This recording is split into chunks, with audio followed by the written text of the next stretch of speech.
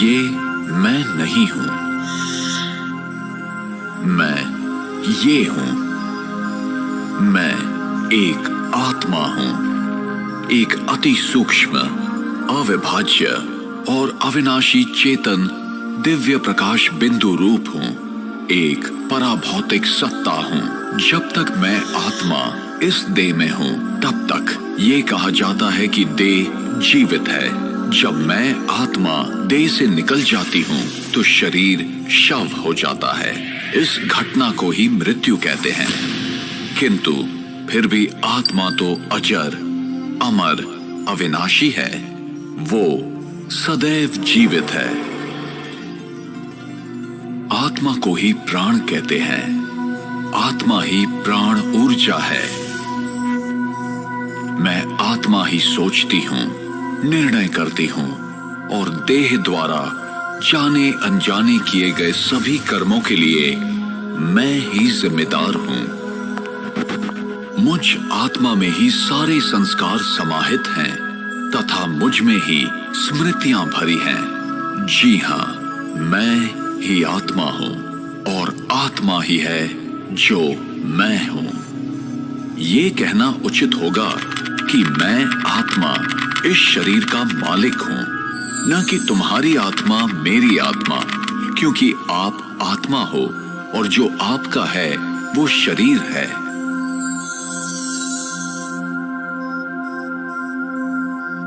मैं आत्मा आकार में अति सूक्ष्म हूं। मैं अविभाज्य हूं।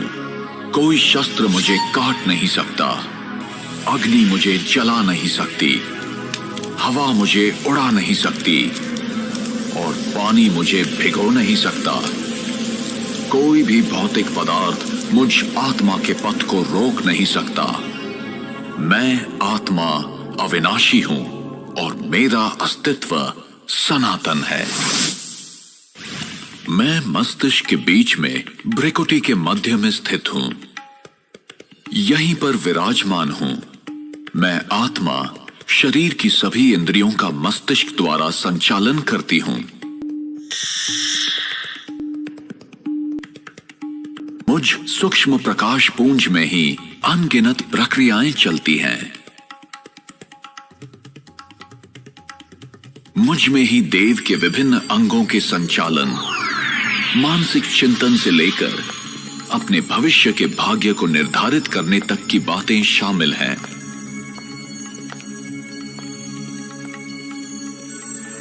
मैं आत्मा स्वतः ही ये जानती हूं कि मेरे शरीर के लिए क्या ठीक है और क्या नहीं, लेकिन मैं ये भूल गई हूं कि उस ज्ञान को किस तरह प्राप्त करूं।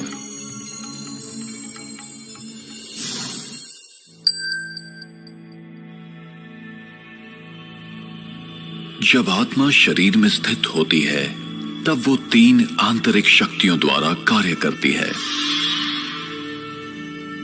ये शक्तियां हैं मन, बुद्धि और संस्कार। मेरे संकल्पों की रचना का आधार है भूतकाल के अनुभव, प्रभाव, स्मृतियां तथा दूसरों द्वारा प्राप्त जानकारियां। आत्मा में निहित संकल्पों की रचना और अनुभव करने की शक्ति को ही मन कहते हैं। कभी कभी ऐसे विचार मन में प्रकट होते हैं जिनकी हमें जानकारी भी नहीं होती और वे निरंतर बहते रहते हैं। ये कैसे होता है? इसका कारण है अवचेतन मन में संचित पूर्व कर्मों की सुषुप्त स्मृतियां। मन में उठने वाले संकल्पों का स्वरूप कुछ भी हो सकता है, जैसे अच्छा या बुरा, समर्थ या व्यर्थ, सकारात्मक या नकारात्मक। संकल्प एक विचार भी हो सकता है। प्रायः संकल्प मुझे कुछ करने के लिए निर्देश देते हैं। मैं आत्मा निर्णय लेती हूं कि ये करना है या नहीं, अभी करना है या बाद में, ये अच्छा है या बुरा, आदि आदि। संकल्पों को निरीक्षण करने तथा निर्णय करने की आत्मा की इस क्षमता को ही कहा जाता है बुद्धि। निर्णय के आधार पर मैं आत्मा कर्म करती हूँ।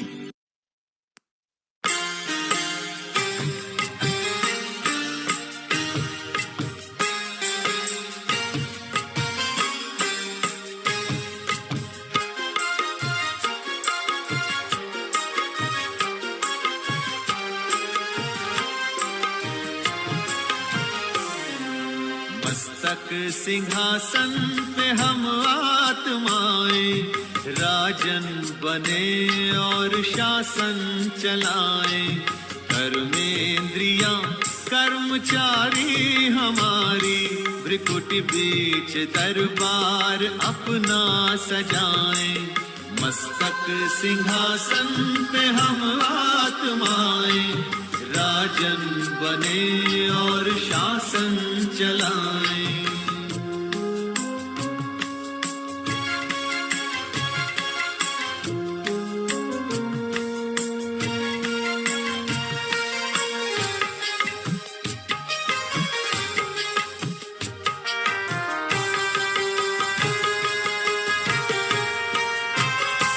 करे मंत्रणा मिलके मन मंत्री से समाचार पूछे सजग संतरी से।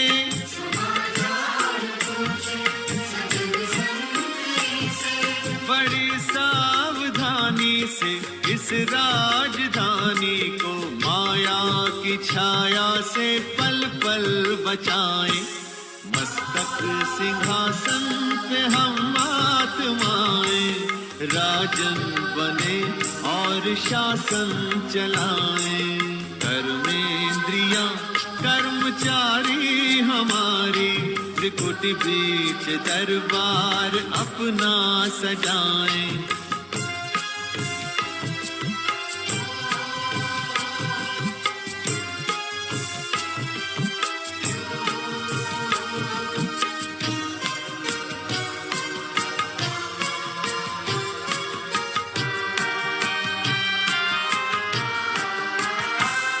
है बुद्धि का मुंसिफ बड़ा न्यायकारी।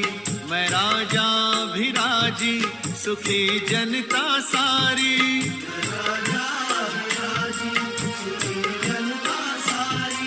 सुसंस्कारों की जो सेना सजग हो तो दुर्गुण के दुश्मन से धोखा न खाए। मस्तक सिंहासन पे हम आत्माएं राजन बने और शासन चलाएं। कर्मेंद्रियां कर्मचारी हमारी त्रिकुटी बीच दरबार अपना सजाएं।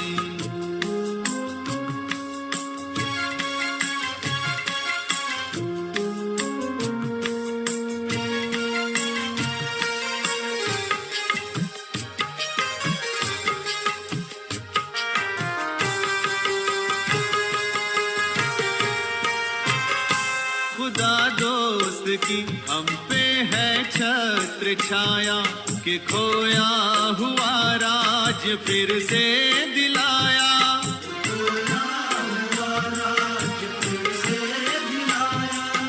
उपकार उसने किए हम पे इतने कि आभार धरती गगन मिल के गाएं।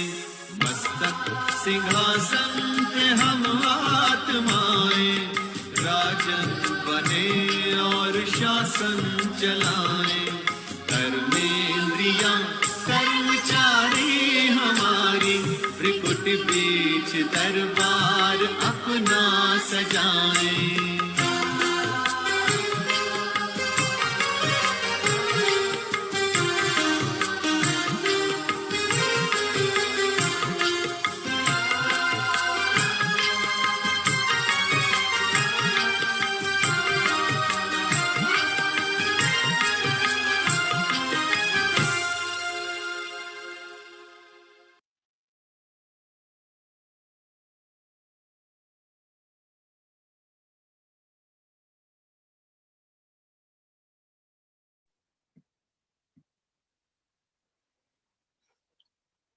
ओम शांति।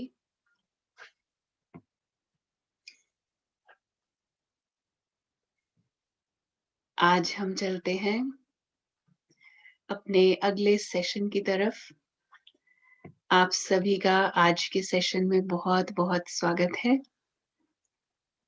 फिर से एक बार हम सभी एक साथ इस यात्रा पर, जो कि पिछले 2 दिन से और आज तीसरे दिन में इस सत्र में हम आगे बढ़ते हैं।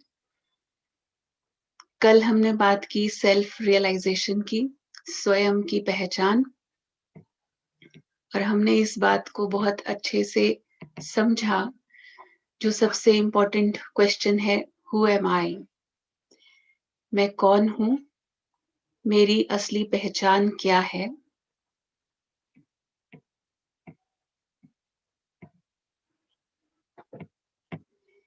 मैं ये शरीर नहीं, 5 तत्वों से बना हुआ शरीर नहीं, मैं चेतन शक्ति आत्मा हूं।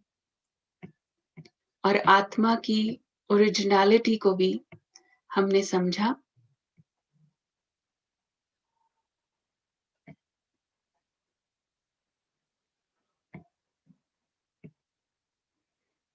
कि आत्मा के अंदर 3 शक्तियां और साथ-साथ 7 गुणों को हमने अंडरस्टैंड किया। सुख, शांति, प्रेम, आनंद, पवित्रता, ज्ञान और शक्ति।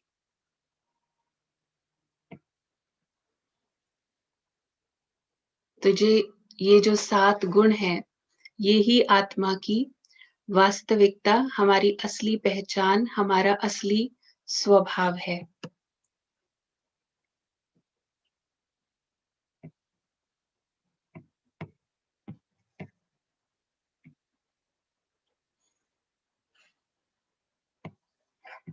और जब हम इस स्वभाव को भूल जाते हैं, अपनी ओरिजिनलिटी को भूल जाते हैं, तो फिर इसकी जगह ही जो डार्कनेस, जो लैक ऑफ लाइट, हमने कल बात की थी कि जब लाइट नहीं रहती तो डार्कनेस हो जाती है, अंधेरा हो जाता है। अंधेरा अपने आप में और कुछ नहीं, लेकिन लाइट की एब्सेंस है, लाइट की कमी है। तो हम आत्म अनुभूति के द्वारा, सोल कॉन्शियस की प्रैक्टिस के द्वारा हम क्या कर रहे हैं? हम स्वयं को याद करा रहे हैं, हम स्वयं को ये बात रिमाइंड कराते हैं कि मेरी ओरिजिनलिटी क्या है। नहीं तो आज क्या हुआ, कल किसी ने क्वेश्चन भी पूछा था कि अगर हम शांत स्वरूप हैं तो फिर अशांति कहाँ से आती है? अगर हम सुख स्वरूप हैं तो फिर दुख क्यों होता है? क्योंकि जैसे ही हम अपने वास्तविक स्वरूप को भूलते हैं, आत्मिक स्वरूप को भूलते हैं, तो वैसे ही ज्ञान की जगह, नॉलेज की जगह डाउट्स, अभिमान ले लेता है। जब हम आत्माभिमानी है, सोल कॉन्शियस स्टेज में है, तो हम ज्ञान स्वरूप में है। और जैसे ही हम अपने असली स्वरूप को भूले, तो अभिमान स्वरूप हो जाते हैं। पवित्रता की जगह प्योर थॉट्स, प्योर सोचना, करना, बोलना, ये हमारा ओरिजिनल स्वभाव है। स्नेहपूर्ण व्यवहार करना हमारा ओरिजिनल स्वभाव है। लेकिन जैसे ही हम आत्मिक स्मृति को भूलते हैं, वो गुण गुम होकर के अवगुण उसका स्थान ले लेते हैं। शांति की जगह अशांति, टेंशन, गुस्सा, फियर, चिंताएं, ये सब ले लेती हैं। खुशी की जगह जेलसी, क्योंकि खुशी कब होती है, प्रसन्नता कब होती है? जब हम सेटिस्फाइड हैं। जितना हम अंदर से कंटेंटेड होंगे, संतुष्ट होंगे, उतना हम प्रसन्न हैं। लेकिन जब हम स्वयं को ही भूल गए, अपने गुणों और शक्तियों को भूल गए, तो संतुष्टता हम बाहर ढूंढना शुरू कर देते हैं। और जैसे ही हमने बाहर ढूंढा, तो कंपैरिजन भी आएगा। कोई मुझसे ज्यादा अच्छा है, किसी के अंदर मेरे से ज्यादा क्वालिटीज हैं। जैसे हमने उस दिन बात की थी एप्पल और ऑरेंज वाली। अब जब कंपेयर करेंगे, कोई चीज मेरे अंदर आपसे ज्यादा अच्छी होगी और कोई चीज आपके अंदर मेरे से ज्यादा अच्छी होगी, दोनों ही केसेस में डिस्टर्बेंस होगी, क्योंकि अगर मुझे लगता है मैं आपसे ज़्यादा बेटर हूँ, तो मेरे अंदर अभिमान आएगा, और अगर मुझे लगता है आप मेरे से ज़्यादा अच्छे हैं, तो या तो मेरे अंदर हीन भावना आएगी या फिर जेलसी आएगी। जेलसी आएगी ना कि ये मेरे से आगे क्यों है? तो ये जो सारी फीलिंग्स आई, इसका ओरिजिन, इसका आधार कहाँ से शुरू हुआ? जब हम स्वयं को भूले। तो आप देखिए वर्ल्ड की सारी प्रॉब्लम्स, चाहे हम पूरे वर्ल्ड के लेवल पर देखें, चाहे हम अपने घरेलू स्तर पर देखें, अपने इंडिविजुअल लेवल पर देखें, व्यक्तिगत रूप से भी सारी प्रॉब्लम्स का कारण क्या हुआ? हम स्वयं को भूल गए। और अभी हम बैठ कर के क्या कर रहे हैं क्लास में यहाँ? हम स्वयं को, स्वयं की पहचान याद करा रहे हैं सिर्फ। आज जो हम आपसे बात कर रहे हैं, कल हमने बात की, क्या कर रहे हैं? सिर्फ वो स्मृति दिला रहे हैं, क्योंकि ये सारा खेल स्मृति और विस्मृति का है। जैसे किसी को अपनी पोजीशन याद हो, तो उसको अपनी पोजीशन का नशा होता है।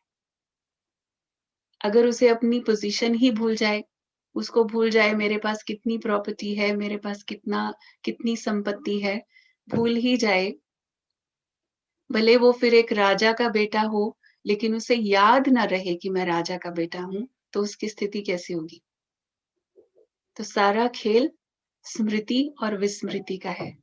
तो हम क्या कर रहे हैं अभी? ये पूरा जर्नी जो हम कर रहे हैं अभी, ये सारी यात्रा फिर से स्मृति स्वरूप बनने की, फिर दोबारा से स्वयं को याद कराने की है।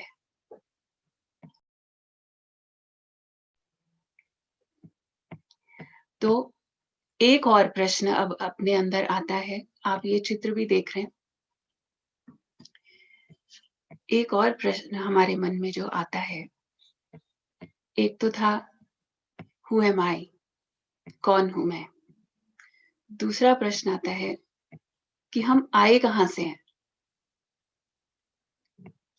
हम इस दुनिया में आए हैं, यहाँ हम अपना कर्म कर रहे हैं, लेकिन हम आए कहां से हैं? ये प्रश्न बहुतों के मन में आता है। और कहाँ जाना है? Finally where do I go? Where did I come from? Where do I go? तो ये दोनों चीजें खास करके, चाहे वैसे हम अपनी लाइफ में इतना बिजी हो जाते हैं, सारा दिन के रोज की जो हमारी दिनचर्या है, हमारा रूटीन, हमारा प्रोफेशन है, उसके अंदर हम इतना व्यस्त हो जाते हैं कि कई बार ये प्रश्न भूल जाता है। लेकिन जब कोई भी ऐसा इंसिडेंट होता है जीवन के अंदर, जैसे समझो किसी ने शरीर छोड़ा, आत्मा शरीर छोड़ करके चली गई, तो फिर जरूर कहीं ना कहीं मन में ये प्रश्न आता है कि ये कहाँ से आई थी और कहाँ गई? इसके आगे, फिर आगे की यात्रा क्या है? और उसके लिए बहुत सारी मान्यताएं हैं, तो वो भी हम बात करेंगे। सबसे पहले हम बात करते हैं कि हम आए कहाँ से हैं। ये चित्र आप देख रहे हैं, इसमें अगर आपको क्लियर दिखाई दे रहा है, तो इसमें 3 कलर्स दिखाई दे रहे हैं आपको। ऊपर रेड है, बीच में व्हाइट है, फिर नीचे ब्लू है। तो इसको हम अच्छे से समझेंगे कि ये तीनों लोक कौन-कौन से हैं, आज हम कहाँ हैं, लेकिन वास्तव में हम आए कहाँ से हैं। इस दुनिया के लिए हम कहते हैं, ये दुनिया रैन बसेरा, ना घर तेरा, ना घर मेरा। हम ये भी कहते हैं, जैसे शेक्सपियर ने कहा, this world is a stage. ये दुनिया एक स्टेज की तरह है, और इस स्टेज पर हम सभी एक्टर्स हैं। अब जरा सोचने की बात है, ये दुनिया अगर स्टेज है और इस पर हम एक्टर्स हैं, तो स्टेज पर घर तो नहीं हो सकता है किसी का। स्टेज पर तो हम सिर्फ रोल प्ले करते हैं। तो घर कहीं तो होगा ना, जहां से आत्मा आती है और जहां फिर वापस उसको जाना है। तो वो घर कौन सा है मेरा फिर? अब अंदर चिंतन चलता है सुनते सुनते कि घर तो हमने अपने यहाँ बना रखे हैं, और उसमें भी कईयों ने तो 4-4 घर भी बनाए हुए हैं। उसको लगता है कि मुझे तो अभी, और उसमें खुशी होती है कि अभी मैंने 4 घर खरीद लिए, अभी मैंने इतनी प्रॉपर्टी बना ली, अभी मैंने इतनी संपत्ति इकट्ठी कर ली। फिर से सारा खेल स्मृति और विस्मृति का है, क्योंकि हम भूले हुए हैं कि हम आए कहाँ से हैं। जैसे कोई स्टेज पर एक्टिंग करते-करते एक बार बताते हैं कि एक जगह रामलीला हुआ करती थी, और वो रामलीला में लगभग क्या होता है, वैसे भी आप देखेंगे छोटे शहरों में जहाँ पहले हुआ करती थी रामलीलाएँ, आजकल तो कम हो गया है। तो अक्सर करके जो रावण बनता है वो रावण ही बनता है हर साल, जो राम बनता है वो राम ही बनता है। तो ऐसे एक फिक्स जैसा हो जाता है, करते-करते उसको अभ्यास हो जाता है। तो ऐसा ही हुआ वहाँ पर भी, और उस जगह पर अक्सर ऐसा होता था कि मेल का रोल मेल्स करते हैं, फीमेल्स का रोल फीमेल्स करती हैं। कुछ स्थानों पर ऐसा होता है। तो वहाँ पर अब क्या हुआ, ये सीन चल रहा है रामायण का, सीता हरण का सीन चल रहा है। सीता हरण हुआ, पर्दा बंद हो गया, आज का शो खत्म हो गया। अब पर्दे के पीछे जो सीन चल रहा है, वो रावण कहता है कि मुझे तो सीता को लेकर जाना है। मैं रावण हूँ, मैंने सीता को हरण किया है और मुझे इसको लेकर जाना है। सब उसको याद करा रहे हैं कि तुम सिर्फ रोल प्ले कर रहे हो, रोल पूरा हो गया है, अभी पूरा हो गया रोल, अभी अपना ड्रेस चेंज करो, घर जाओ वापस। लेकिन उसको बात समझ नहीं आ रही है। वो रावण का रोल प्ले करते-करते जैसे रावण की ही स्मृति उसको इतनी पक्की हो गई है कि उसको लगने लगा कि मैं रावण ही हूँ। अब उसकी बात सुन कर के हमको हँसी आती है, अजीब लगता है कि ये क्या बात हुई? लेकिन हम सब क्या कर रहे हैं? हम सब क्या कर रहे हैं? हम इस दुनिया में आए, हम इस दुनिया में आए, अपना-अपना ये वस्त्र धारण किया, हमें नाम मिला, रोल मिला। जो भी हम कर रहे हैं, जो भी हम कहते हैं ये हमारे संबंध हैं, ये रिश्ते-नाते जो भी हैं, ये रोल्स मिले हैं। जॉब या प्रोफ़ेशन है, ये रोल मिला है, और हम क्या कर रहे हैं? हम भी तो कुछ वैसा ही कर रहे हैं ना, क्योंकि ये ड्रेस पहने हुए ना बहुत लंबा समय हो गया, तो हमें ये लगने लगा हम यही हैं, और ये स्मृति में ही नहीं है कि वापस भी जाना है।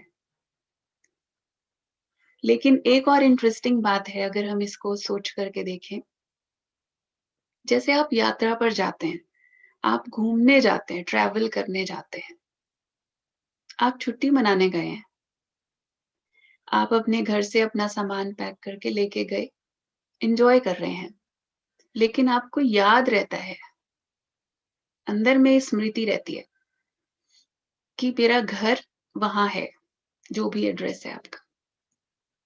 अब ये यात्रा पूरी करके मुझे वापस जाना है, तो आप एन्जॉय यात्रा को भी कर रहे होते हैं, जो भी आप टूरिज़्म कर रहे हैं, ट्रैवल कर रहे हैं, आप उसको एन्जॉय कर रहे होते हैं, लेकिन उसके साथ-साथ आपको पता होता है, कितना भी एन्जॉय करें आप, घूमने में कितना भी हमें मज़ा आए, लेकिन थकावट भी होती है, और जब थक जाते हैं, तो क्या याद आता है? घर याद आता है। तो लगता है कि अब बस घर जाके आराम करें। कितना भी आपने एन्जॉय किया था, लेकिन वापस घर आने के बाद आपको ये लगता है कि आनंद तो यही है, असली सुख तो यही है। जैसे ही आप वापस घर आए, लौटे,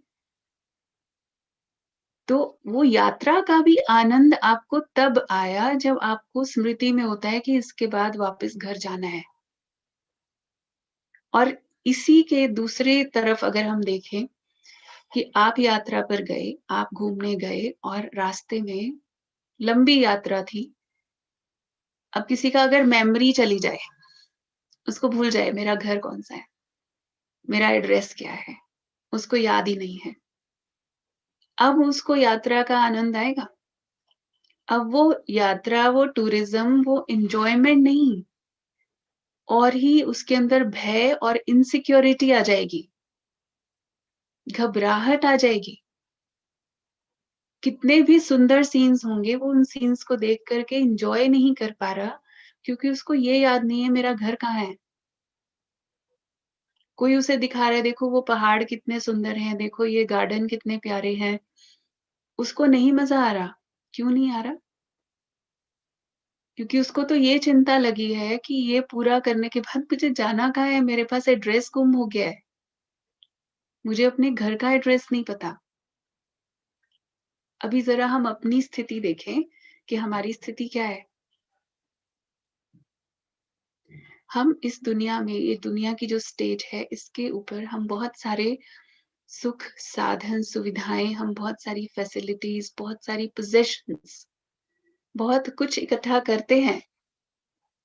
लेकिन इस यात्रा को भी हम कब सुखद बना सकते हैं, अगर हमें पता है, एक तो ये याद रहे कि ये सिर्फ यात्रा है। घर मेरा कहाँ है? तो आज हम इस बात को समझेंगे।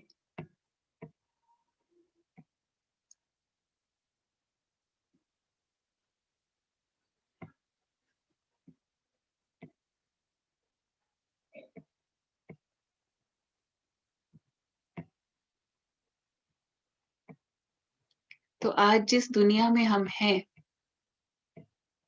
इसे हम कह सकते हैं साकार लोक। जो सबसे नीचे ब्लू कलर में आप देख रहे थे इस पिक्चर के अंदर, कॉर्पोरियल वर्ल्ड या साकार लोक, ये दुनिया जिसमें हमारी धरती और ऐसे अनेकों प्लैनेट्स इस दुनिया के अंदर हमें दिखाई देते हैं। साकार दुनिया, साकार लोक क्यों कहा? क्योंकि जो भी चीज इन आंखों से हम देख पा रहे हैं, वो ये साकार लोक है। और आज की साइंस जिसे स्टडी कर सकती है, वो सिर्फ ये साकार लोक है। Because science is a study of matter. जो ये 5 तत्व हैं, उसकी ही स्टडी साइंस करती है। तो हम इसी दुनिया को सारा समय देखते हैं, यहीं पर हम अपना रोल प्ले करते हैं। तो कहीं ना कहीं हम यही समझने लग जाते हैं कि जैसे यही सारी दुनिया है। इसी को हमने यूनिवर्स कह दिया, जिसमें सूरज, चांद, सितारे, सारे प्लैनेट्स हैं। लेकिन इससे पार भी दूसरी दुनिया, जहां से हम आत्माएं आती हैं। ये तो 5 तत्वों की बनी हुई दुनिया है, लेकिन आत्मा इन 5 तत्वों से परे चेतन शक्ति है। तो वो कहाँ से आती है, उसका घर कौन सा है? ये शरीरों का निर्माण तो 5 तत्वों से हुआ, यहाँ हुआ। लेकिन वो दुनिया जहां से हम आए हैं, सभी आत्माएं आई, शरीर यहाँ आकर के धारण किया, वो दुनिया है निराकारी दुनिया, निराकारी लोक, इनकॉर्पोरियल वर्ल्ड। और उसे हम छठा तत्व भी कह सकते हैं। यहाँ जो 5 तत्व हैं, वो वहां नहीं है। छठा तत्व ब्रह्म महतत्व भी कहते हैं। उसे अलग अलग नाम से निर्वाण धाम, शांति धाम, परम धाम, ब्रह्मलोक, अलग अलग नाम से उसे याद किया जाता है। और इसका जो कलर है, आप देख रहे हैं, बहुत सुंदर गोल्डन रेड लाइट। आपने सनसेट देखा है? बहुत लोग खास सनसेट देखने जाते हैं। यहाँ माउंट आबू में भी सनसेट पॉइंट है। बहुत लोग विशेष जाते हैं सनसेट देखने के लिए। वो कलर कितना खूबसूरत लगता है। जो सनसेट का कलर होता है गोल्डन रेड, ऑरेंज जैसा, बहुत ब्राइट। और मैं नहीं समझती हूँ कि इस दुनिया में कोई भी ऐसा होगा जिसे वो कलर पसंद नहीं होगा। वो कलर बहुत अट्रैक्ट करता है, बहुत आकर्षित करता है। क्यों? हमें पता नहीं था पहले, क्योंकि वो हमारे घर का कलर है। वैसा ही सुनहरी लाल प्रकाश जहां से आत्मा आई है निराकारी दुनिया से, उस घर का कलर है। तो जैसे ही हम उस कलर को देखते हैं तो एक विशेष आकर्षण जैसे अंदर से होती है। तो ये जैसे ही हम अंडरस्टैंड करते हैं इस बात को, फिर से स्मृति आती है कि हम कहाँ से आए हैं। तो एक सिक्योरिटी की फीलिंग आती है कि मुझे पता है मेरा घर कहाँ है। भले अभी मुझे नहीं जाना है, अभी मैं इसी दुनिया में हूँ, मैं अपना रोल प्ले कर रही हूँ। मुझे जो भी इस दुनिया के अंदर रोल मिला है, पार्ट मिला है, उसको हम अच्छे से करना है और करते ही रहना है। लेकिन वो करते हुए ये याद रहे कि उस घर से हम आए हुए हैं। तो इससे बहुत सारी चिंताएं, फिक्र, इनसिक्योरिटीज दूर हो जाएंगी। क्योंकि सबसे बड़ी इनसिक्योरिटी यही होती है, आगे क्या होगा, कल क्या होगा। तो एक तो सोल कॉन्शियसनेस जो हमने कल बात की थी, आत्म अभिमानी स्थिति, कि खुद को आत्मा समझना, अपने वास्तविक स्वरूप में देखना, जानना और स्मृति में रखना। सिर्फ समझ लिया नहीं तो क्या हो रहा था, अभी तक हम रोल्स जो प्ले कर रहे हैं सारा दिन में, मैं फादर हूं, मदर हूं, ब्रदर हूं, सिस्टर हूं, बेटा हूं, बेटी हूं, ये जो रोल कर रहे हैं हम, ये रोल्स मैं नहीं हूं, ये मेरा रोल है, लेकिन मैं आत्मा हूं। अब एक्टर है, स्टेज पर आया है रोल प्ले करने के लिए, ये मुझे पता है कि ये कॉस्ट्यूम पहन के इतनी देर के लिए ये मेरा रोल है, लेकिन ये मैं नहीं हूं। पर हमने क्या कर लिया है, जैसे अभी हमने बात की, इस स्टेज पर आने के बाद भी हम इतना लंबा समय वो रोल प्ले कर रहे हैं कि हम ये समझने लग जाते हैं। आज किसी से अपना परिचय पूछेंगे तो कहेंगे आई am a mother, I am a father, I am doctor, मैं डॉक्टर हूं, मैं मदर हूं, मैं फादर हूं, मैं बेटा हूं, मैं बेटी हूं। ये बहुत बड़ी भूल कर रहे हैं हम। अभी स्टेज के ऊपर हम अपने आप को देखें और थोड़ा सा कॉन्शियसनेस को हम चेंज करें, अपनी स्मृति को चेंज करें। करेक्शन, थोड़ी सी करेक्शन है। मैं आत्मा हूं और मैं मदर का रोल प्ले कर रही हूं। और ये मेरे सामने जो कहते हैं मेरा बच्चा है, ये आत्मा इस वक्त, इस जन्म में मेरे बच्चे का रोल प्ले कर रहा है। पर ओरिजिनली हम दोनों ही वहां से आए हुए हैं। वास्तव में हम, वो बच्चा भी वहां से आया, वो भी परमात्मा की संतान आत्मा, और मैं भी। यहाँ पे अभी वो छोटे से एक कॉस्ट्यूम में है, उसका ड्रेस थोड़ा छोटा है, 4 साल का है, 3 साल का है, 10 साल का है। मेरा बड़ा है, मैंने जो ड्रेस पहना हुआ है वो ही बड़ा छोटा है ना। या मैं बड़ा भाई हूं या मैं बड़ी बहन हूं, ये मेरा छोटा भाई है, ये छोटे हैं, इनको मेरी बात माननी चाहिए। कितनी प्रॉब्लम्स होती हैं और कितनी एक्सपेक्टेशंस होती हैं। आत्मा बड़ी छोटी है। अब फिर से याद आया कि उसी घर से आए थे और यहाँ पर इस स्टेज पर सिर्फ ये ड्रेस अलग अलग पहना हुआ है। ये जो एज है, ये ड्रेस की एज है, जो कॉस्ट्यूम पहना हुआ है उसकी एज है, आत्मा की एज नहीं है ये। तो जैसे ही हम ये वाली अवेयरनेस अपने अंदर लेकर के आते हैं, तो हम हर आत्मा को रिस्पेक्ट देना सीख जाते हैं, नेचुरल हो जाते हैं कि ये सभी अपना अपना रोल प्ले कर रहे हैं। एक और अच्छी सी बात है, मूवी देखते हैं, सभी देखते हैं अपने अपने इंटरेस्ट की, कोई या ड्रामा या स्टेज शो देखा होगा। अब उसमें सब प्रकार के रोल्स हैं। कोई उसमें हीरो हीरोइन, बहुत अच्छे रोल, और कोई विलेन का रोल भी है, बहुत नेगेटिव रोल्स भी है। कोई ऐसा रोल है जो सारा समय मारपीट ही करता है, पूरी शुरू से लेकर के अंत तक, पर कभी कभी उसको भी अवार्ड मिलता है।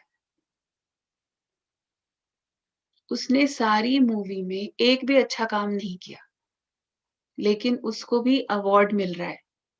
किस लिए? क्योंकि उसको जो करना चाहिए था उसने वो किया, उसके स्क्रिप्ट में वही लिखा हुआ था ना, उसके रोल में वही लिखा हुआ है, जो डायलॉग्स लिखे हुए हैं, जो उसको करना चाहिए वो कर रहा है। रामलीला की बात कर रहे थे ना हम। राम का रोल, रावण का रोल, दोनों का अपना-अपना है ना, और दोनों का अपना इम्पोर्टेंस है। रावण के रोल के बिना राम के रोल की भी इम्पोर्टेंस कम हो जाती है। कोई वैल्यू ही नहीं, कोई बात ही नहीं रही, कहानी ही खत्म हो जाएगी, अगर रावण नहीं होगा तो। तो हमारी लाइफ में भी कई लोग ऐसे होते हैं, किसी को सिर्फ डिस्टर्ब करने का रोल मिला हुआ है। उसने आपका टेस्ट लेते रहना है। हुँ? उसको रोल मिला हुआ है और वो अपना रोल बहुत अच्छे से कर रहा है, वो भूलता नहीं है, हम भूल जाते हैं। अब आप सोचिए, रावण को रोल ही मिला है, उसको ज़ोर से ही बोलना है, चिल्ला के बोलना है, एकदम ऐसे गरज के आवाज़ में बोलना है, उसका रोल है ना। और राम को फिर भी संयम से, आराम से, बहुत प्यार से, बहुत धीरे से बोलना है। दोनों को समझाया गया था कि ऐसे-ऐसे तुम्हारा है, अपने हिसाब से रोल करना है। अब रावण तो जो उसको मिला है स्क्रिप्ट, उसके हिसाब से बहुत अच्छा वो परफ़ॉर्म कर रहा है। राम जी बहुत प्यार से, धीरे-धीरे बोल रहे हैं। थोड़ी देर के बाद राम जी को अगर ये थॉट आ जाए कि ये मैं इतने प्यार से बोल रहा हूँ, इसको समझ ही नहीं आती है बात, ये फिर भी चिल्ला रहा है। मैं भी इसको चिल्ला के थोड़ा-सा दिखाऊँ, मुझे भी आता है चिल्लाना, ऐसे थोड़ी है। अब राम अगर थोड़ा भी आवाज़ ऊँची करके एक बार भी क्रोध से बोलेगा, रामलीला तो फ्लॉप हो जाएगी ना, सारी स्टोरी खराब हो गई।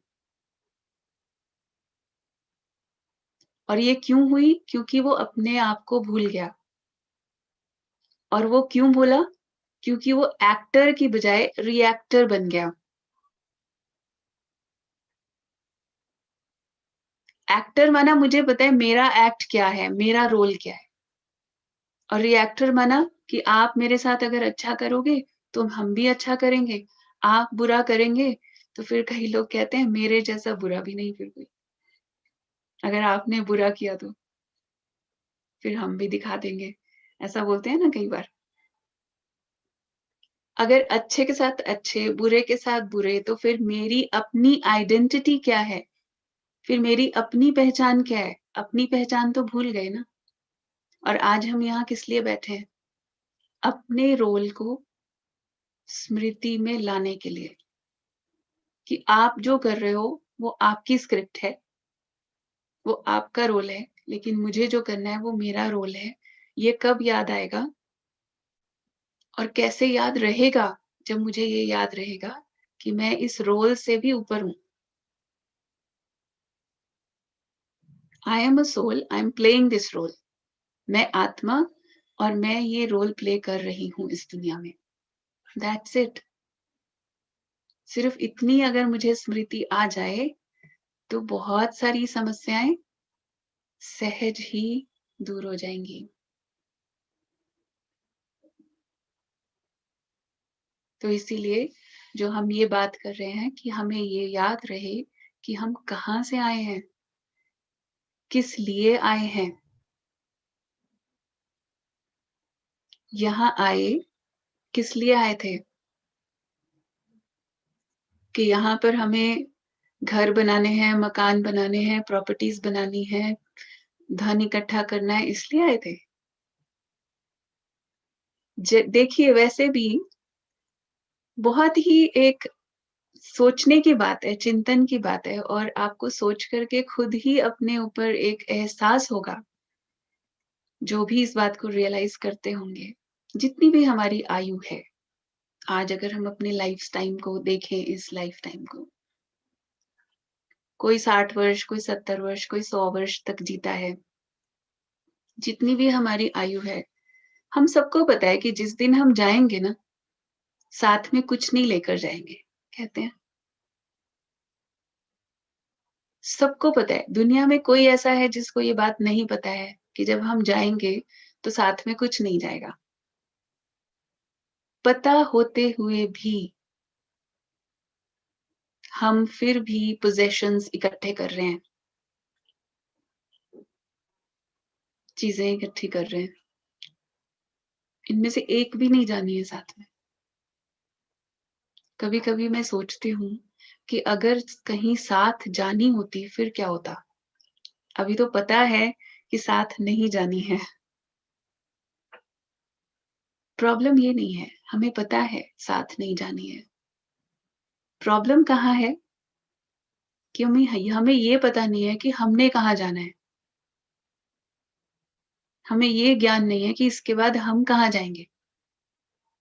तो इसलिए हमें सिर्फ इतना सा जीवन काल दिखाई देता है और हमें लगता है इसमें ही मैं जो कर सकती हूँ, जो ले सकती हूँ, जो इकट्ठा कर सकती हूँ, मैं कर लूं। तो ये सारी प्रॉब्लम्स इसी बात से शुरू होती हैं कि हमें विस्मृति हो गई है, हम भूल गए हैं। अब इस स्टोरी को याद करेंगे। आज मैं यहाँ इस सेंटर पर हूँ, कुछ समय से, समझो कुछ महीनों से मैं इस सेंटर पर हूँ। मैं अपना एग्जाम्पल देती हूँ।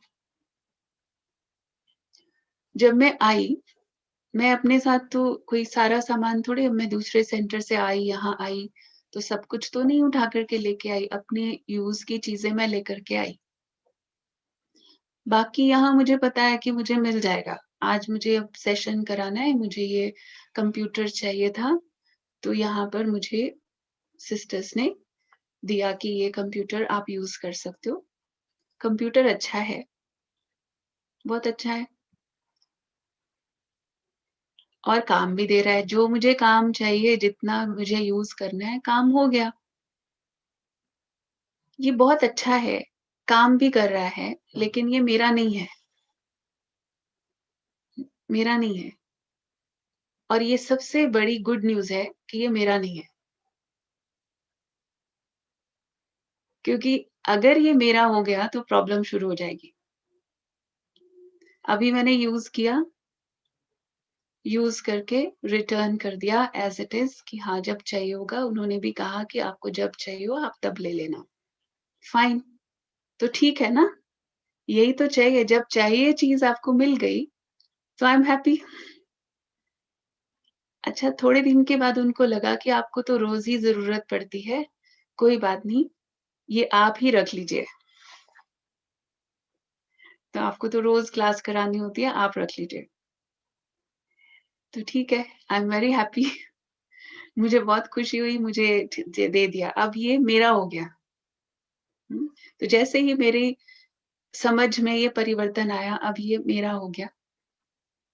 जैसे ही मेरा हुआ, रियली आपको बता रही हूँ, बहुत बड़ी समस्या शुरू होने वाली है यहीं से ही। क्योंकि जब मेरा हो गया ना, तो और मेरे अंदर ये कॉन्शियस आई कि ये मेरा हो गया, तो अब ये टूट ना जाए, ये खराब ना हो जाए, इसको कुछ हो ना जाए, ये एक्स्ट्रा थॉट्स, व्यर्थ ये वाले संकल्प जो पहले नहीं थे। कंप्यूटर काम वही कर रहा है, मैं भी यही हूँ, कंप्यूटर भी यही है, लेकिन सिर्फ मेरी स्मृति चेंज हो गई। और जैसे ही मेरी स्मृति ये चेंज हुई, चिंता, भय, टूट जाएगा तो, अगर खो गया तो, अगर खराब हो गया तो। और इस भय के कारण बात यहीं तक समाप्त नहीं होती है, इसके आगे बात और ज्यादा बढ़ जाती है, जो और ज्यादा डेंजरस है। क्योंकि अगर ये खराब हो गया तो एक और होना चाहिए एक्स्ट्रा, नया।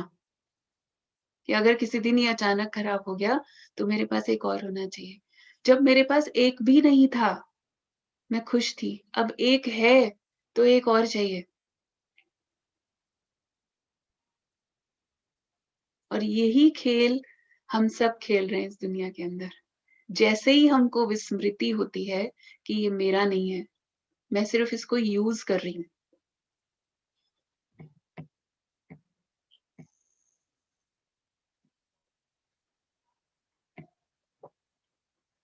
तो जैसे ही हम ये अवेयरनेस वापस लाते हैं, इस स्मृति को अपने अंदर वापस लेकर के आते हैं, तो वैसे ही हमारा परिवर्तन, पॉजिटिव चेंज शुरू हो जाता है। फिर से एक बार कहती हूँ कि हम कुछ नया नहीं सिखा रहे हैं, हम सिर्फ स्मृति दिला रहे हैं। जो हम भूल गए हैं ना, उसको रिमाइंड कर रहे हैं। जैसे आप कहीं जाते हैं, आप कहीं घूमने गए, आपने होटल बुक कराया, क्योंकि हर जगह तो अलग-अलग परिस्थिति है। तो आपने जैसे ही होटल बुक किया,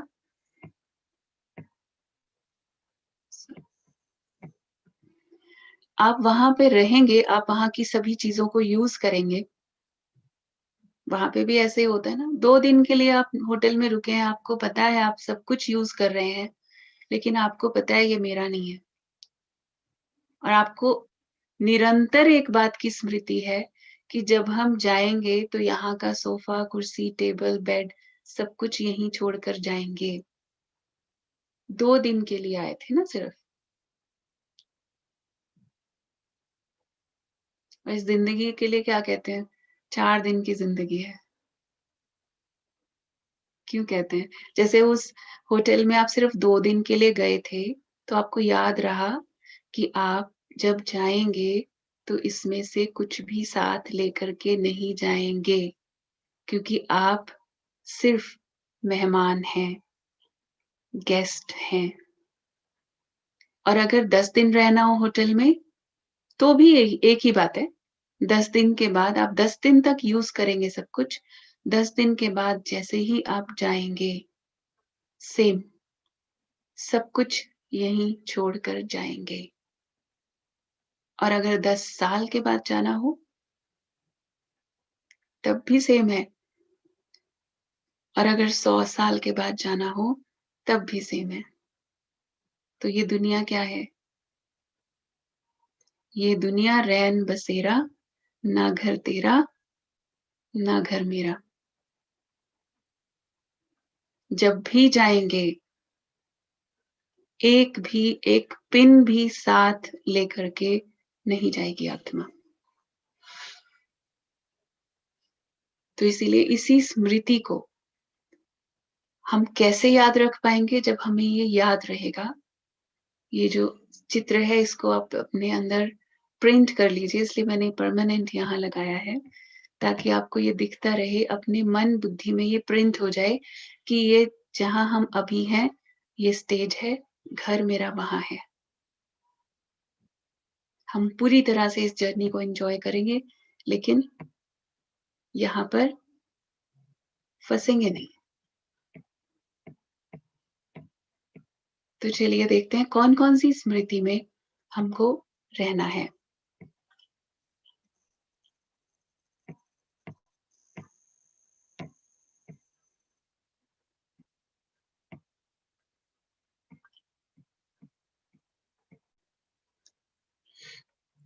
तो जैसे हमने बात की, पहली स्मृति कि हम एक्टर हैं और ये पूरी वर्ल्ड, पूरी दुनिया जैसे कि एक स्टेज है और हम सभी आत्माएँ, क्योंकि आत्मा ही एक्टर है, आत्मा ही एक्ट कर रही है, अलग-अलग शरीर का कॉस्ट्यूम पहन करके इस दुनिया में हम अपना रोल प्ले कर रहे हैं। तो ये स्मृति को निरंतर बना के रखने के लिए याद रखेंगे कि ये घर नहीं है, ये स्टेज है।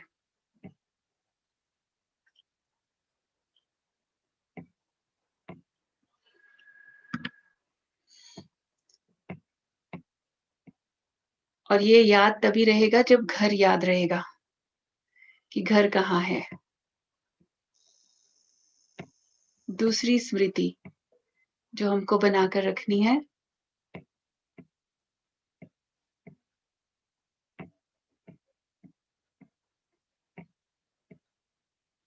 वो है कि जैसे ये दुनिया एक खेल का मैदान है, एक प्लेग्राउंड है और हम सब इसके अंदर प्लेयर्स हैं।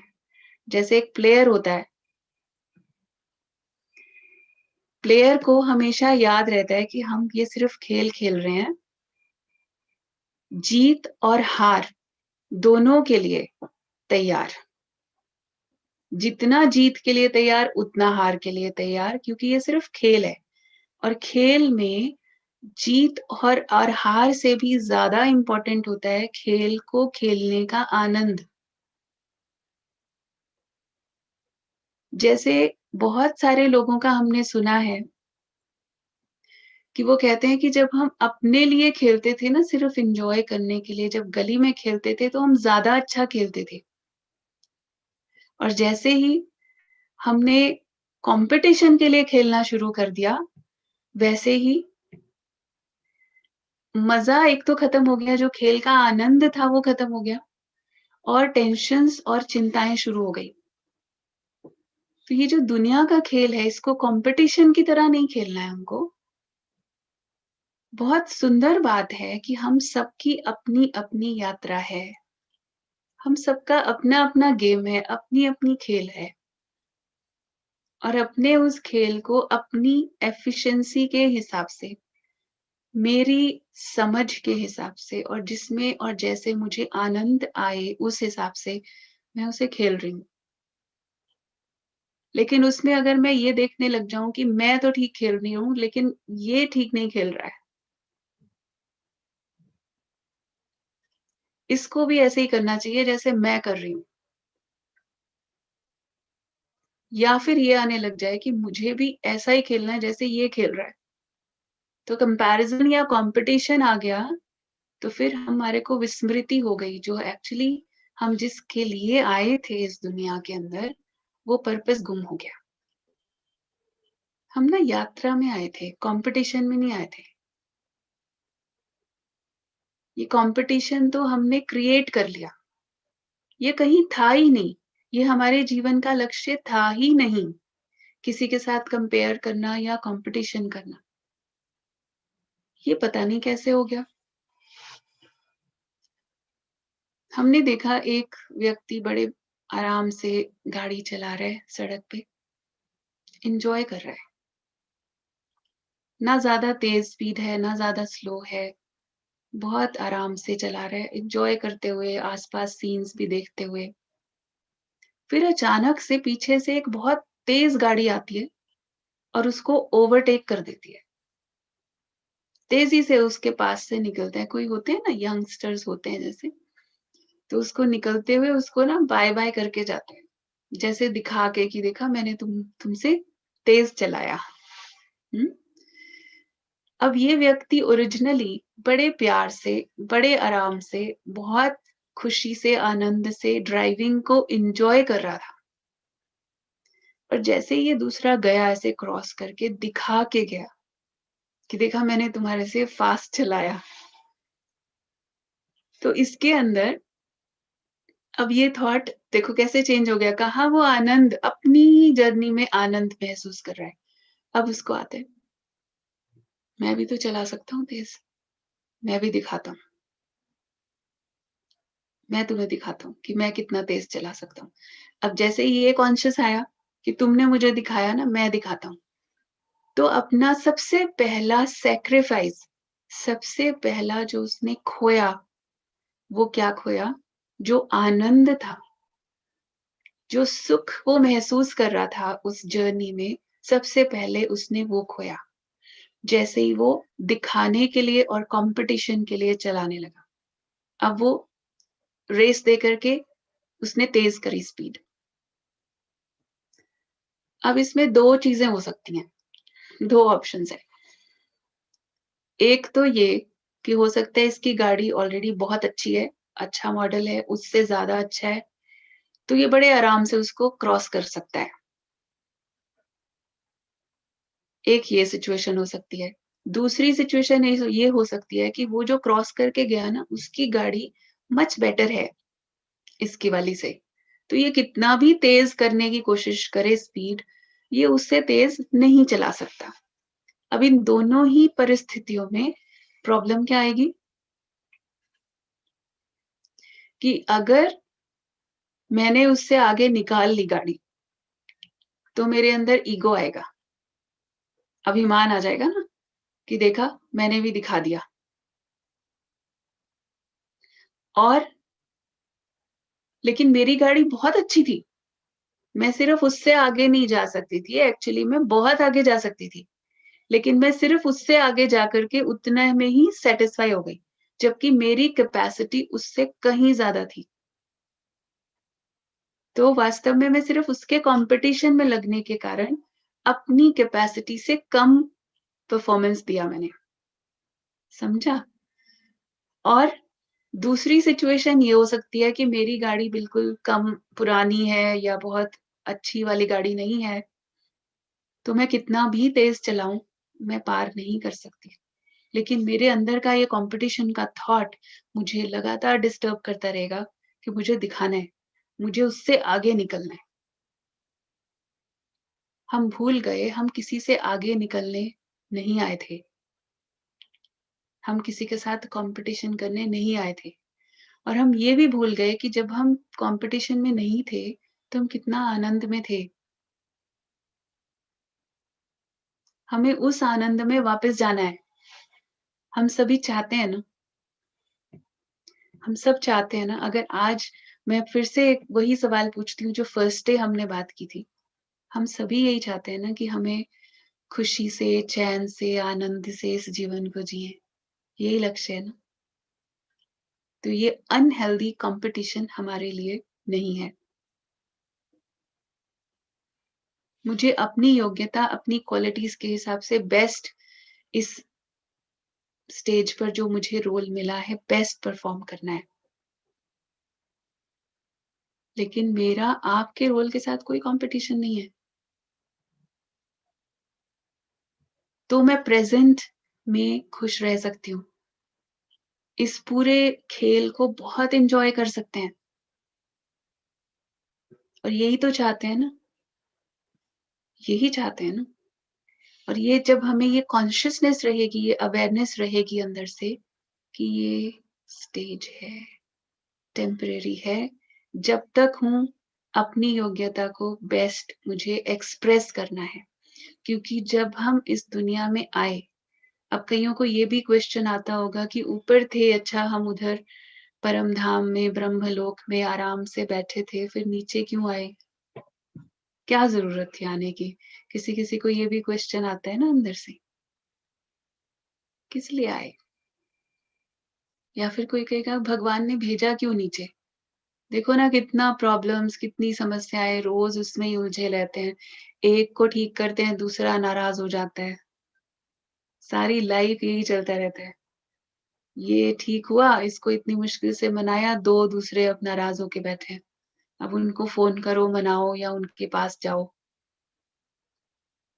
ऐसी-ऐसी चीज़ें चलती रहती हैं सारा लाइफ़। फिर लगता है कभी-कभी और ये लेसन सुन के फिर लग रहा है कि ऊपर ही रहते ना, वहाँ पे बैठे थे आराम से, किस लिए आए थे? आत्मा का जो 7 गुण बताए थे ना, उसमें से एक है नॉलेज, ज्ञान। और हमें ज्ञान प्राप्त करना, कुछ भी नया सीखना हम सबको अच्छा लगता है। फ़ील्ड अलग-अलग हो सकता है, फ़ील्ड अलग-अलग हो सकता है सबका। लेकिन कुछ नया सीखने को मिले, कुछ नया पता चले। इवन सिंपल परिस्थितियों में भी आप देखिए कि आपके पास में खड़े होकर के 2 लोग आपस में ना बहुत धीरे-धीरे से बात कर रहे हैं। आप कोशिश कर रहे हैं सुनने की, लेकिन आपको सुनाई नहीं दे रहा। तो अंदर से एक इच्छा होगी, जिज्ञासा होगी, क्यूरियस होते हैं ना, जैसे कि क्या कह रहे हैं पता तो चले। और अगर मौका मिलेगा तो पूछ भी लेंगे, क्या कह रहे थे? तो ये क्यूरियस नेचर, जानने की इच्छा, एक तो ये कहीं न कहीं हमें इस दुनिया में लेकर के आती है। और दूसरी बात ये कि आत्मा जो है, हमने ये तो समझ लिया कि मैं आत्मा हूँ और ये शरीर सिर्फ वस्त्र है, चेतन शक्ति तो आत्मा है। अगर हम यूँ कहें कि आत्मा जैसे एक सीडी की तरह है, आजकल तो सीडीज़ भी नहीं चलती हैं उतनी। आपके जैसे पेन ड्राइव होती है, उसमें सब कुछ रिकॉर्डेड है, ठीक है? अब उस पेन ड्राइव में या उस सीडी के अंदर मैंने बहुत अच्छे-अच्छे सॉन्ग्स रिकॉर्ड किए हुए हैं। लेकिन उस सीडी को चलाने के लिए सीडी प्लेयर चाहिए।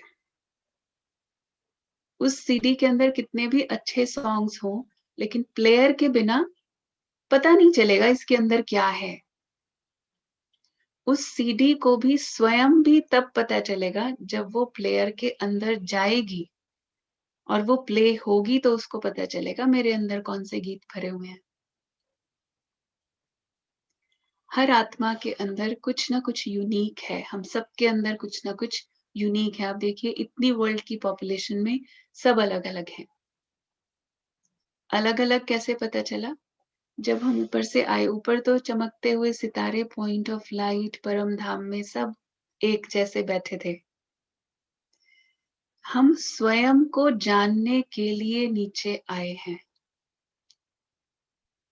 सबसे इम्पोर्टेंट बात, हम स्वयं को जानने के लिए हम इस सीडी प्लेयर के अंदर आए हैं।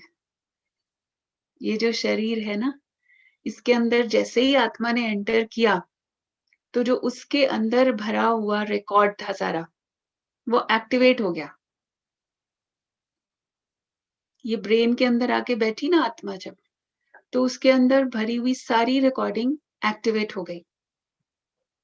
थॉट्स, फीलिंग्स, इमोशंस, फिर ये हमें 5 तत्वों से बना हुआ जो शरीर मिला, ये कर्मेंद्रियां मिली, हाथ, पाँव, आंखें, कान, मुख, इसके द्वारा हमने जब यूज किया इसको, बोला, सुना, देखा, एक्सप्रेस किया खुद को, तो समझ में आया कि ये व्यक्ति कैसा है, ये आत्मा कैसी आत्मा है।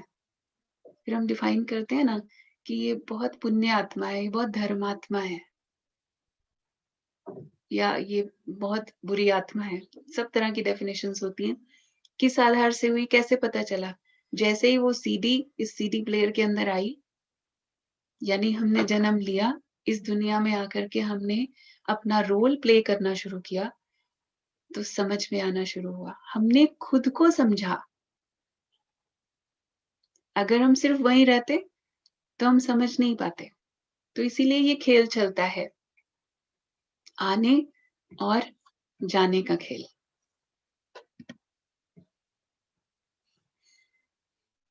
तो ये आने जाने की यात्रा, इसको अगर हम सही मायने में समझते हैं, तो हमारे ये क्वेश्चंस भी समाप्त हो जाते हैं कि आने की क्या जरूरत थी यहाँ, भगवान ने भेजा क्यों? कोई तो ये भी कहता है कि भगवान ने ये दुनिया बनाई क्यों? जब बहुत ज्यादा दुखी हो जाते हैं ना, फिर कहेंगे कि दुनिया बनाई क्यों थी। लेकिन आगे के लेसन्स में हम ये भी समझेंगे कि ये दुनिया कैसे बनी थी और क्या थी, और अभी जो दिखाई दे रही है ये क्या है, और पहले वाला स्वरूप क्या था, आगे क्या होना है।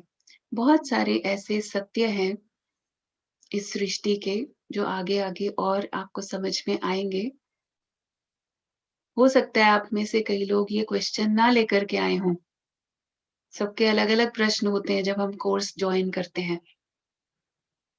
हो सकता है कुछ क्वेश्चंस आपको ये लगे कि ये मेरा क्वेश्चन नहीं था, या मुझे शायद इस चीज की जरूरत नहीं है, इस चैप्टर की जरूरत नहीं है। लेकिन ये सारे चैप्टर्स जो हैं वो आपस में कनेक्टेड होंगे। आपको धीरे धीरे जाके समझ में आएगा कि ये हर चीज का कनेक्शन आपकी लाइफ के साथ है। क्योंकि जब इन प्रश्नों के उत्तर हमारे पास होते हैं, और कई प्रश्न ऐसे होते हैं जिसके उत्तर हमारे पास अगर एडवांस में होते हैं ना, तो हमारे पास जब परिस्थिति आती है तो हम उसे फेस कर पाते हैं। जैसे घर में कोई चीज हम एडवांस में रखते हैं, कई बार वो चीज बहुत छोटी होती है लेकिन बहुत इंपॉर्टेंट होती है। अभी जैसे विदेश में ज्यादातर जहां हम रहते हैं लाइट नहीं जाती, तो कई बार हमें याद ही नहीं रहता कि कैंडल की जरूरत होती है। लेकिन अगर बाय चांस किसी दिन लाइट चली जाए, उस छोटी सी कैंडल की बहुत ज्यादा वैल्यू हो जाती है।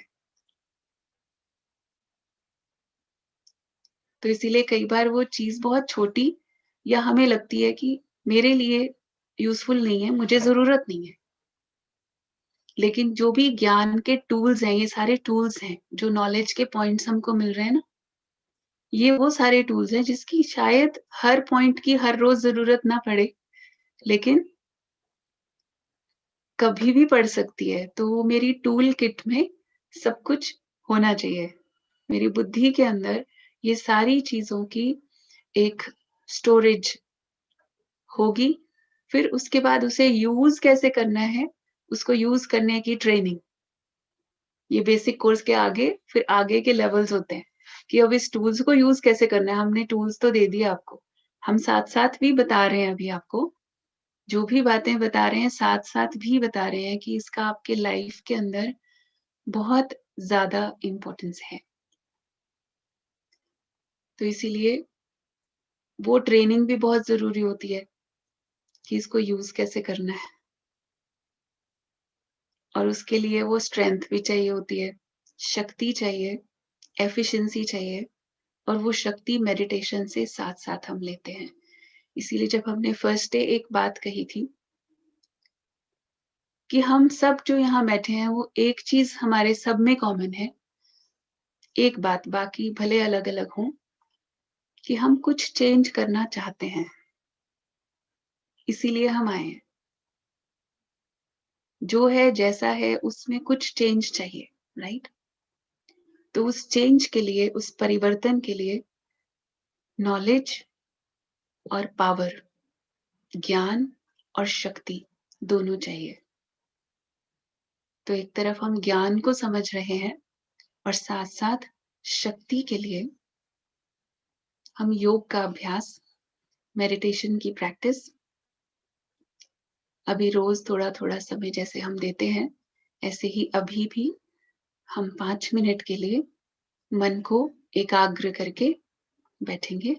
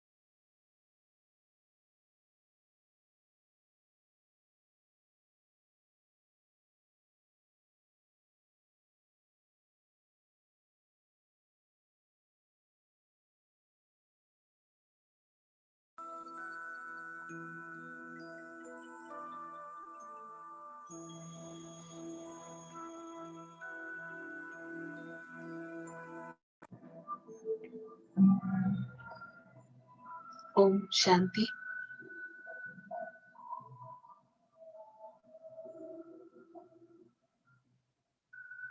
अपने मन को एकाग्र कर दे।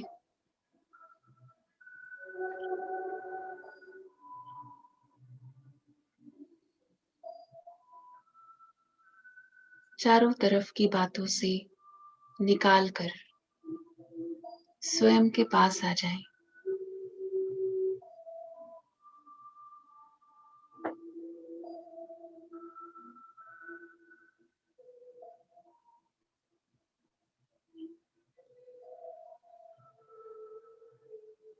मस्तक में चमकता सितारा,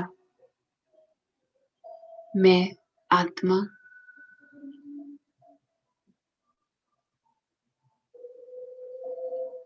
आज इस साइलेंस में बैठकर स्वयं को स्मृति दिलाएंगे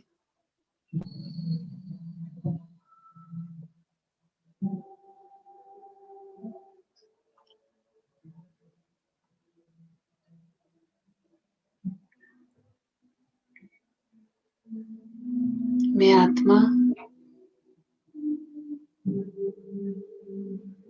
ये शरीर रूपी वस्त्र पहनकर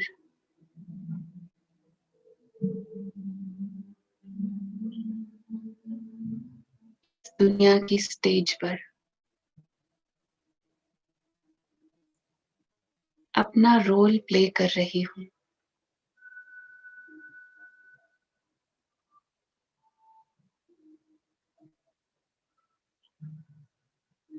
आज इसी अवेयरनेस को, इसी स्मृति को पक्का करेंगे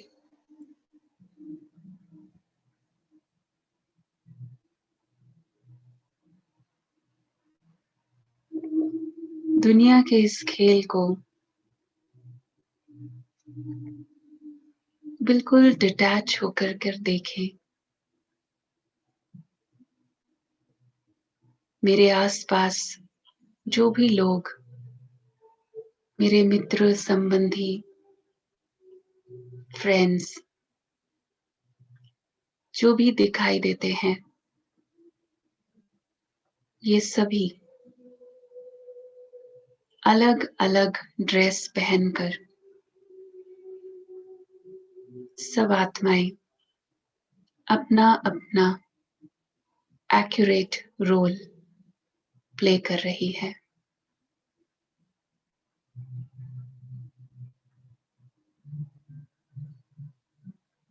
ये सिर्फ एक खेल है।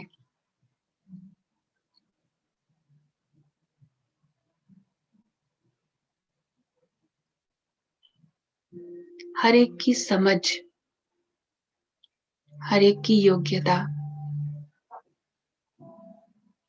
हर एक का रोल अलग अलग है।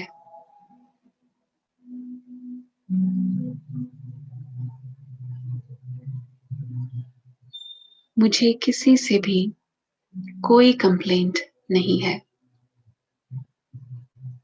किसी से कोई शिकायत नहीं।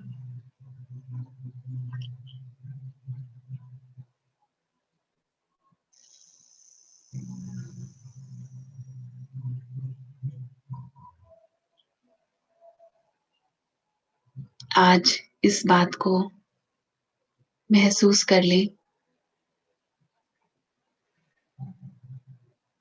ना ही मेरा किसी के साथ कोई कंपटीशन है, ना ही कंपैरिजन। किसी से कोई तुलना नहीं, कोई शिकायत नहीं।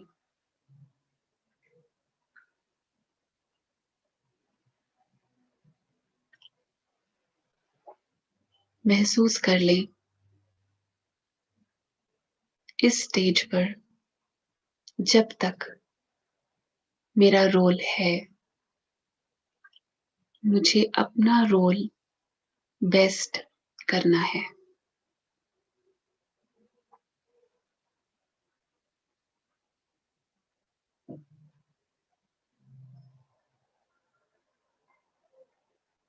मेरे आसपास कोई कुछ भी करता है,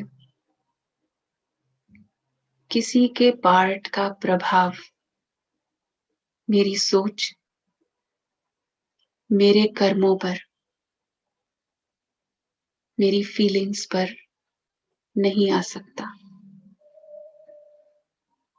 मुझ आत्मा का अपना यूनिक रोल है।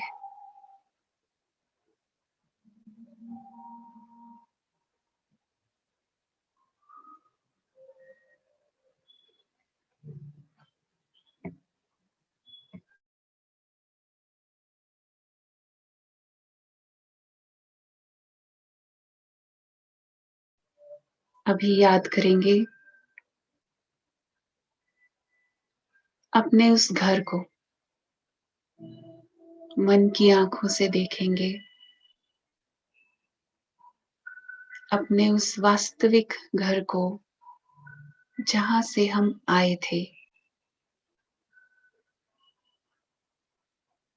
सूरज, चांद, सितारों से पार, सुनहरी लाल प्रकाश की दुनिया।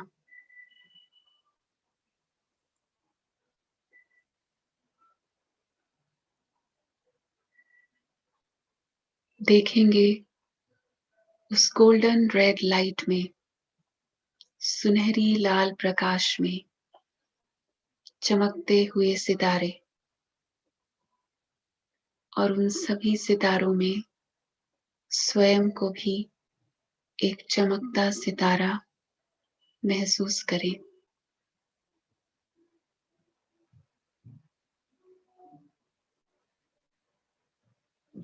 वही मेरा असली घर,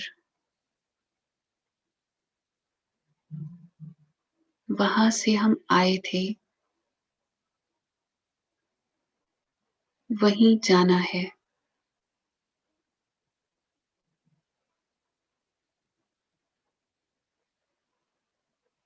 तो जब तक यहाँ इस साकार लोक में मेरा पार्ट है,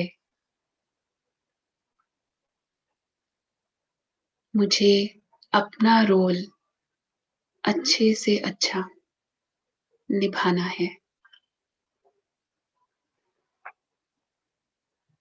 सब कर्म करते हुए सबसे इम्पोर्टेंट मुझे याद रहे मेरी मन की शांति, सुख, चैन, आनंद, सुकून सबसे ज्यादा इम्पोर्टेंट है।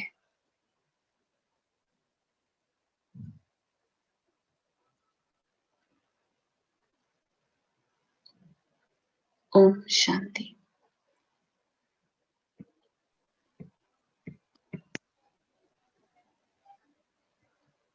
ओम शांति दीदी जी।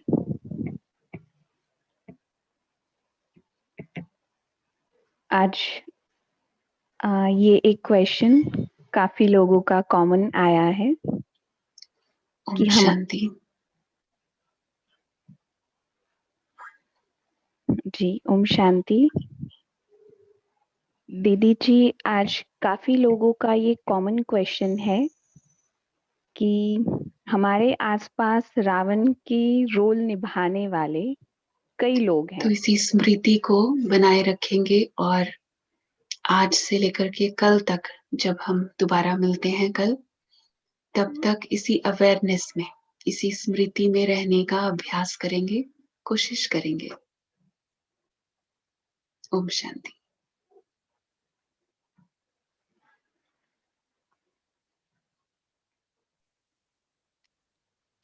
ओम शांति। अभी थोड़ा सा समय है हमारे पास, अगर कोई प्रश्न या कुछ भी कहना चाहते हैं।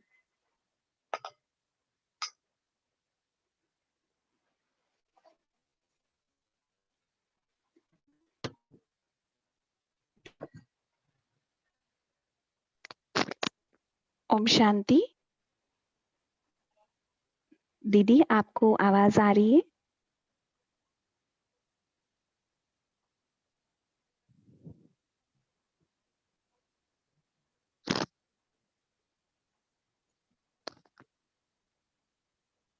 ओम शांति।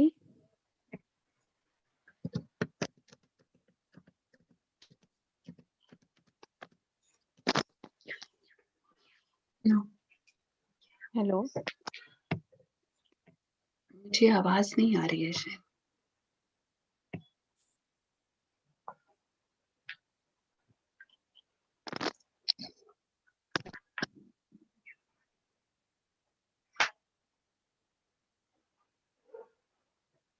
आप रिपीट करेंगे? हेलो। जी। ओम शांति दीदी, आवाज आ रही है? हाँ जी, अभी आ रही है। हाँ जी। दीदी जी, आज काफी लोगों का ये कॉमन क्वेश्चन है कि हमारे आसपास, जैसे आपने बताया कि रावण का रोल प्ले करने वाले काफी लोग हैं हम्म। जिनकी एक्ट से हम बहुत परेशान होते हैं, इरिटेट होते हैं, हमें गुस्सा आ जाता है क्योंकि हमारे लिए राम बनना थोड़ा डिफिकल्ट है। तो क्या करें, उनको छोड़ दें? एक बात ये है, नहीं, राम का रोल तो राम ही करेगा और रावण अपना रोल करता ही रहेगा। एक बात रावण के रोल से भी हम सीख लें थोड़ी सी, कि आप उसे कितना भी समझाते हैं वो समझता नहीं है ना। आप उसे कितना भी ठीक करने की कोशिश करते हैं, वो अपने रोल पर एकदम पक्का है। उसको जो करना है उसको वही करना है। तो एटलीस्ट डिटर्मिनेशन, दृढ़ता, उसके रोल से हम सीख सकते हैं कि अगर वो अपनी नेगेटिविटी में इतना पक्का है कि उसे कितना भी समझाओ वो समझता नहीं है, तो अगर मैं भी अपनी पॉजिटिविटी में इतना पक्का हो जाऊं कि कोई भी कुछ भी करे, मेरी पॉजिटिविटी खत्म ना हो। हाँ, ज़रूर इसके लिए शक्ति चाहिए और शक्ति हमको मेडिटेशन से मिलती है, ज्ञान से भी और मेडिटेशन से भी। क्योंकि थोड़ा-सा हम अपने आप को इस बात को अंडरस्टैंड करा देंगे कि कितना भी हम गुस्सा करें, डिस्टर्ब हों, परेशान हों, मेरे परेशान होने से आज तक वो चेंज हुआ? वो तो चेंज नहीं हुआ, मेरी मन की शांति और चली गई। तो एटलीस्ट मैं अपनी मन की शांति, अपने सुख चैन को बना के रखूं, ताकि मेरा रोल ठीक रहे। सबसे इम्पोर्टेंट तो ये है। फिर एक टाइम ऐसा आएगा कि आपके वाइब्रेशन से उसको भी इम्पैक्ट होगा, उसके ऊपर भी प्रभाव आएगा। लेकिन जितना आप स्टेबल होंगे, बचपन में ना जब हम स्कूल जाते थे, तो कभी-कभी पेरेंट्स समझाया करते थे एक बात, जो अभी ज्ञान से ज़्यादा अंडरस्टैंड होती है। वो कहते थे कि जो चिढ़ता है ना, उसको लोग और चिढ़ाते हैं। ऐसा होता है ना दुनिया में, बच्चे बुली करते हैं ना, चिढ़ाते हैं एक-दूसरे को, और जो चिढ़ता है उसको सभी चिढ़ाते हैं। तो ऐसे ही दुनिया में ऐसा ही होता है, जब तक आप डिस्टर्ब होते रहेंगे, तब तक वो डिस्टर्ब करने वाली बातें, वो व्यक्ति और ज़्यादा, एक्चुअली हम उनको इम्पोर्टेंस दे रहे हैं उतनी ज़्यादा। जिस दिन आप डिस्टर्ब होना बंद हो जाएँगे, आप देखेंगे मैजिकल चेंज, वो डिस्टर्ब करना बंद कर देंगे। क्योंकि चिढ़ाने वाले को जैसे मज़ा आता है ना जब आप चिढ़ते हैं, तो उसके डिस्टर्ब करने का मीनिंग तब तक होता है जब तक आप डिस्टर्ब होते हैं। बाकी उसके बाद देखेंगे फिर दूसरा तरीका अगर कोई अपनाता है, तो फिर उसका भी हल निकल आता है।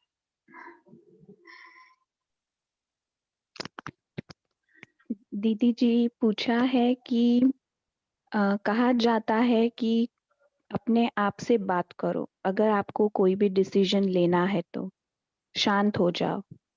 पर हम अपने आप से बात ही नहीं कर पाते क्योंकि बहुत नेगेटिव चलता है। क्या करें? इसीलिए शांत, जब हम कहते हैं कि शांत होना है और स्वयं से बात करनी है, तो उसका भी एक प्रोसेस है। इसीलिए अभी हम शुरू में कुछ समय तक गाइडेड मेडिटेशन कराते हैं, कि आपको शांति में बैठकर के भी अपने आप से बात क्या करनी है और कैसे करनी है, उसकी विधि है। क्योंकि अब तक की जो हमारी लाइफ रही है और जिस तरह की रिकॉर्डिंग्स हमने अपने मन में कर ली हैं, जो भी हम आस-पास बातें सुनते रहे, बहुत सारी नेगेटिव वॉइसेस भी होती हैं, तो वो नेगेटिव वॉइसेस भी रिकॉर्ड हो जाती हैं, अपने प्रति भी। जैसे हम स्वयं से बात करने लगते हैं, हम पॉजिटिव अफ़र्मेशन देने लगते हैं कि मैं एक शांत आत्मा हूँ। लेकिन हो सकता है मुझे बार-बार किसी ने कहा हुआ है, तुम तो बहुत बुरे हो, तुम you are not good enough, और बहुत इस तरह की बातें अगर मुझे किसी ने मेरे लिए बोली हुई हैं, तो वो भी मेरे अंदर रिकॉर्ड हुई है ना। तो जैसे ही हम साइलेंस में बैठते हैं, वो सारी आवाज़ें अंदर से इमर्ज होना शुरू हो जाती हैं। और ये बहुतों का होगा ये क्वेश्चन शायद, क्योंकि जैसे ही आप मन को शांत करने का शुरू में अभ्यास करते हैं तो वो चीज आती है। इसीलिए शुरू में ये गाइडेड मेडिटेशंस का आप सहारा लीजिए अपने आप से बात करने के लिए। और दूसरा एक बहुत इफेक्टिव तरीका है जो, वो है राइटिंग, फ्री राइटिंग जिसको हम बोलते हैं। तो जो भी मेरे मन में आ रहा है, बहुत सारी ऐसी चीजें होंगी जो आप किसी से बात नहीं कर सकते, उसको लिख दीजिए। हम तो लेटर टू गॉड भी कहते हैं। भले परमात्मा के नाम पर एक पत्र लिख दो, भले रोज एक पत्र लिख दो। वो पत्र क्या है, बिल्कुल पर्सनल, मेरे अंदर जो चल रहा है। कई बार इतना कुछ होता है कि हमें खुद भी पता नहीं है, बहुत कुछ मिक्स है अंदर।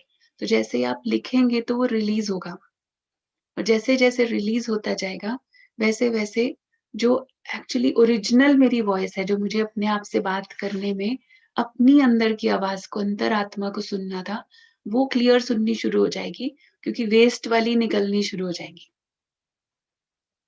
और साथ साथ आगे जब हम मेडिटेशन के अगले स्टेप्स सीखेंगे कि परमात्मा के साथ हमें संबंध जोड़ करके, कनेक्शन जोड़ के जब पावर लेना आ जाएगा ना, तो वैसे ही ये नेगेटिविटी क्लीन होना शुरू हो जाएगी अंदर से।